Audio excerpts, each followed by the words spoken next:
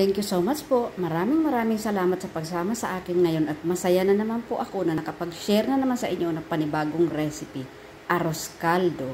Happy Friday everyone! Ayan, mag-share na naman po ako sa inyo ngayon ng panibagong dish. Ito po ay arroz caldo, lugaw. Isusutay po natin siya sa chicken na namarinate ko na po siya sa garlic, black pepper, and of course salt. And then isusutay natin sa onion, garlic, and ginger. Ito po yung ating mga toppings. We have the eggs, scallions, and of course, garlic.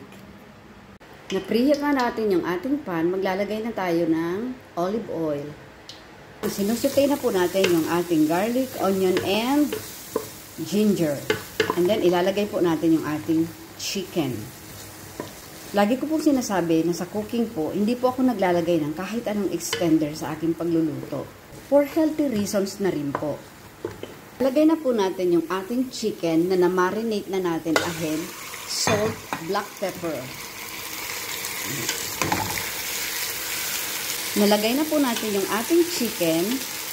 Lagyan po natin ng cover para maluto. Lagay na po natin yung ating black pepper at ang ating salt.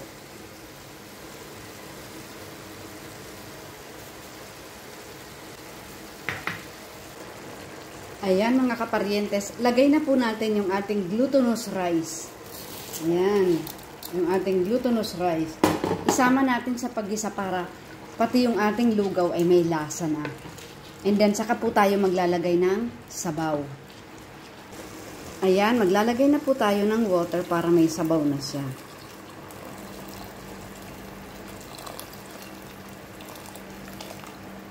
Ayan, additional na soup po para yun sa lugaw.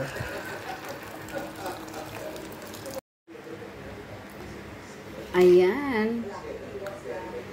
Luto na po ang ating arroz caldo mga kaparientes.